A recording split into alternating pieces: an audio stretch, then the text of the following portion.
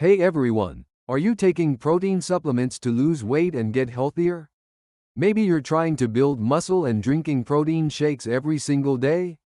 But have you noticed something strange? Instead of the number on the scale going down, it's actually going up. I see this happening to so many people around me. They work out at the gym, religiously take their protein supplements, but their weight stays the same or even increases. I went through this exact same thing.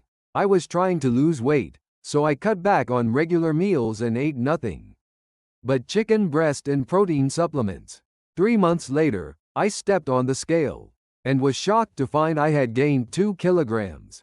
I couldn't believe it. Every health expert says protein is good for weight loss and essential for building muscle, right?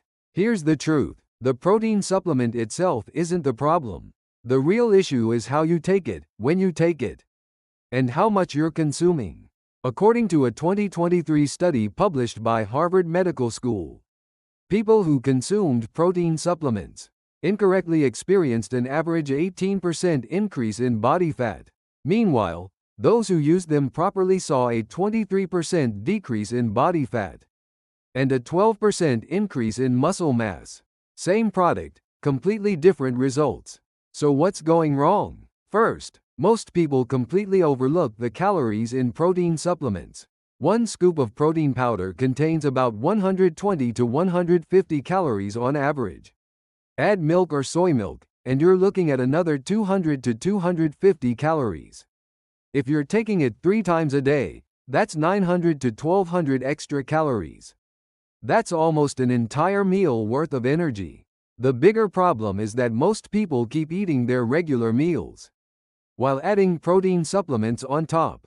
Remember, these are supplements. They're meant to fill in the gaps when you're not getting enough protein from your diet.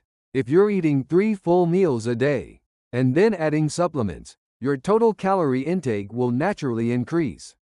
A study from Seoul National University Sports Medicine Center reveals something even more shocking. People who consumed excessive protein supplements without exercising gained an average of 3.2 kilograms in just 6 weeks, with 2.1 kilograms being pure body fat.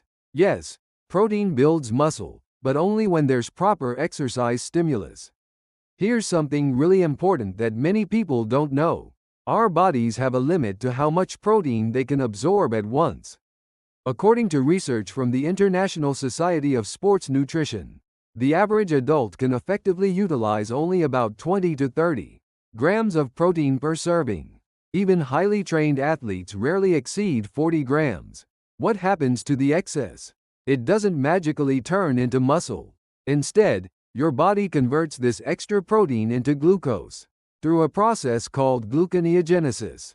If that glucose isn't used for energy, it gets stored as fat. Yes, you read that right. Too much protein can make you gain weight. Timing matters even more than you might think. Many people drink protein shakes right before bed, and this could be the main culprit behind weight gain.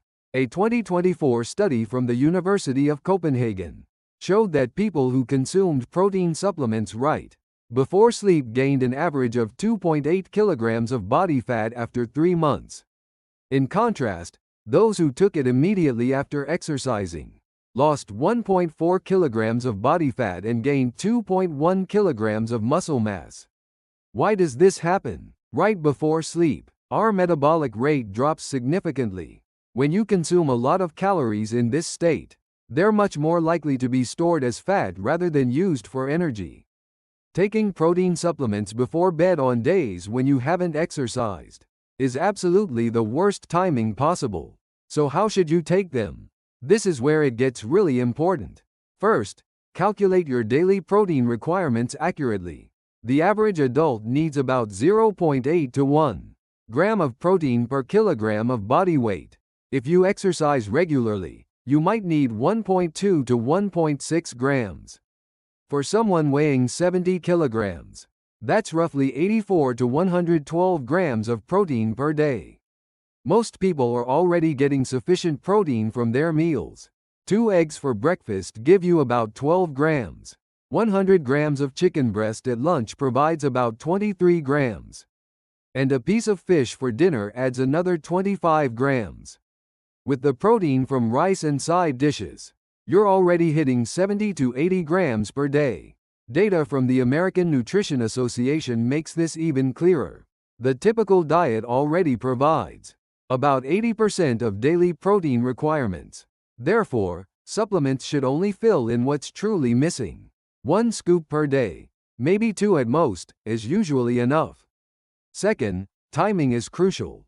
The most effective time is within 30 minutes to 1 hour after exercising.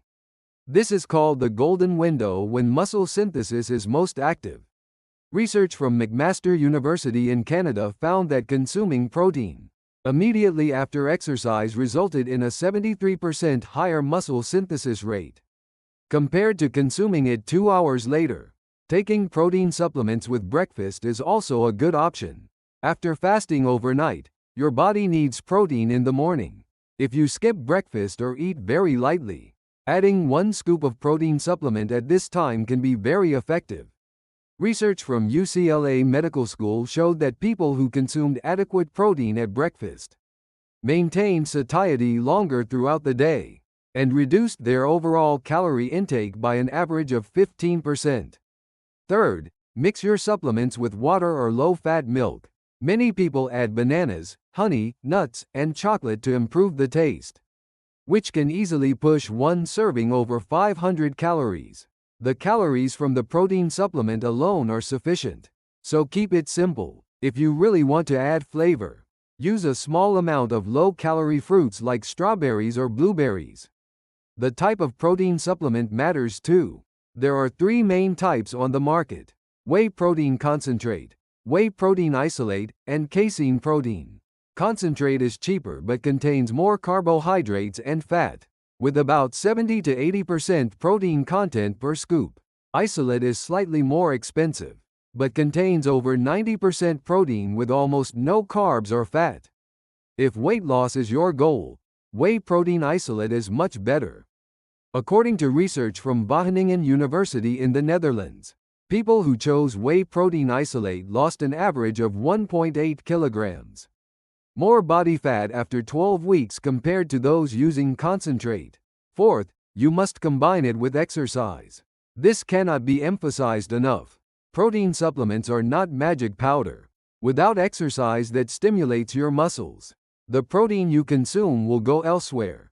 Aim for at least 3 sessions of strength training per week, with each session lasting at least 30 minutes.